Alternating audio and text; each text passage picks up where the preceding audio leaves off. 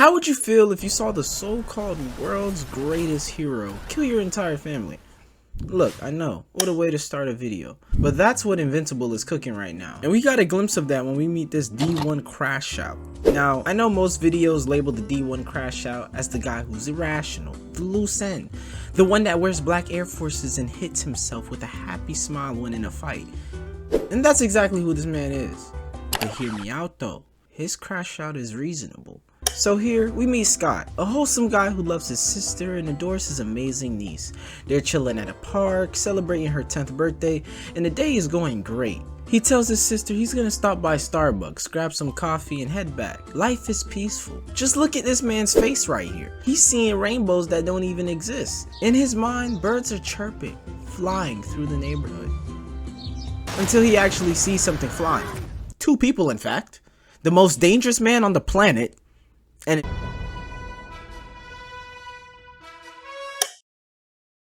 this is just a simple case of wrong place, wrong time. You know, in hindsight, it's kind of crazy to look back and see how Omni-Man went straight up villain mode. Like, I know we see him making a change after being what seemed like a suicidal person, but man, I actually rewatched episode 8 of season 1 for this video.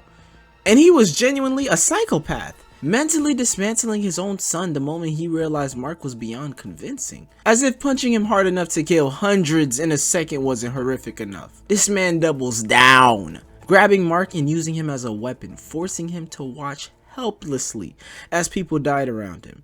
Now from Scott's point of view, it was Invincible who killed his family. I mean, he literally saw Invincible standing there with his sister's detached arm in his hand. Even after everything, Scott wasn't even a bad guy. All he wanted was justice. He wanted to see Invincible held accountable, thrown in a cell, something. So Scott pulls up to the district attorney like, look, my wife and I gathered 3,000 signatures. 3,000 is a lot of people. Now, Invincible has some haters. But the DA shuts it down. She's like, look, those were Viltrumites. Invincible was trying to protect us. That fight was beyond the law. And look at this man's face as the window rolls up. Pure spite. This is straight up boiling hatred. You know he's thinking, alright then, I'll do it myself. Scott works for the Global Defense Agency, meaning he's got all the access to classic weaponry designed to fight aliens and freaks. So this means he's got that Area 51 weaponry. And immediately he notices his team working on one where he's thinking, I'm gonna make a stand with that one. Scott's power is energy absorption, so this means the more damage he takes, the more powerful he is. And we get this fire scene of him about to take a leap of faith and exponentially increase his power by taking as much damage as he can. I'm not gonna lie, this gave off some What's Up Danger vibes. I know that scene is way more iconic, but it's something about that scenery at the edge of a building with superpowers. Don't take this out of context, please. That just gives off aura, not gonna lie. And this was the birth of Powerplex. While Powerplex is going berserk downtown, Mark is like, man, I ain't even trying to hear all that. I need a day off. So we get Sonic the Hedgehog instead coming downtown to stop Powerplex. And even Powerplex is like, ain't no way, bruh. He saw Shapesmith and took it as disrespect. I don't even think Shapesmith is a bad hero. It's just his demeanor and costume that just makes him look unserious all the time.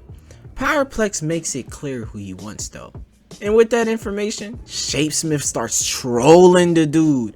So Powerplex says, I'm not even trying to fight. But Shapesmith doesn't hear none of that. He starts beating his behind. Oh my goodness. This man's looking like Ippo right now. But that's when Powerplex just releases all of his energy. And boom! Had that boy tweaking like he needed a med kit. Now after this incident, Powerplex goes home and it's like, how come I didn't find Invincible? And that's when Becky, his wife, was like, calm down. It ain't over yet. Just pull up to the memorial. Now look, I know y'all already watched this, and in hindsight, Powerplex's wife, Becky, was just as much as guilty for what happens next. I'm not saying it's entirely her fault, but she was pouring gasoline on an already raging fire. She hates Invincible just as much as he does. She just doesn't have the powers to show it though. I think Becky might have been worse if she had Powerplex's powers. So Powerplex pulls up to the memorial, calling out the names of those who died in the attack. At first, people think he's on their side, like, oh, He's acknowledging my wife's name. Nah, bro, I think he just messing with your wife, with all due respect. And by this point, he's completely off the rails. He can't even talk about what happened without spiraling into rage. Eve then steps in and looks at Mark like, let me handle your lightweight. They scrap for a bit, but Eve is smart. She knows his power grows with damage, so she fights tactically. Boom, she traps him with her powers, and the Guardians pull up, pack him up, and send him to prison. At this point, Powerplex is at his limit. He's gone 0 for 2 trying to get revenge on Invincible, and now they treating him like some Make-A-Wish villain. So he starts thinking crazy. While he's in this police truck, this man decides to hit himself. This is exactly what I was talking about. I was just mentioning the Black Air Force dude in the beginning of the video. Powerplex is starting to reach this level of crash out activity. I know y'all see how devious this man looks right here. Now Powerplex is officially done though. He just wanted to make one last escape to chill. He tried all his plans and he knows Cecil do not play that. GDA finna pull up at his door like ice in a minute. But y'all remember how I was just talking about this woman a moment ago? Well, she decides to come up with the most diabolical way to get Invincible to pull up. They are unhinged. They agreed to make herself a hostage. This was okay when I first seen it. I'm like, okay, I guess I can understand the plan. But then you get the baby involved? The kid doesn't even know how to walk yet and his only memory is trauma. But hey, at the end of the day, for them it works. Invincible finally shows up. And instead of throwing hands immediately, Mark straight up apologizes.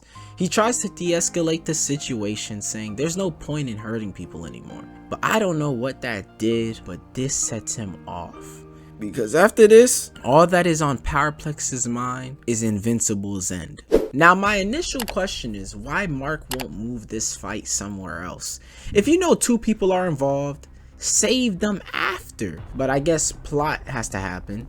Now Mark hits that boy with a mean jab. Now, it was some serious damage. I know y'all see that boy under the pile of rocks like that. That's horrible. Sometimes we forget how much Mark is really holding back. Mark goes ahead and tries to help his family, and oh my goodness, this has got to be the most disrespectful thing I've ever seen. And she made sure that one built up from the throat. It was horrible. Powerplex sees this as an opportunity, then uses all his powers like a Pokemon. He just releases energy into Mark's brain, and for 2 seconds he actually feels relief. And then he turns around. Nah, bro, you caused this. You let your anger get out of control, and now look, fried chicken. I feel bad for Powerplex's family, but he got too consumed in his anger. His want for vengeance turned into revenge, and he killed more people and did the very thing he hated Invincible for. Powerplex got lost in the sauce, and even after he wrecked everything, he continued to self-destruct. Yeah, this story doesn't even have a glimpse of a happy end. As soon as Powerplex is officially arrested,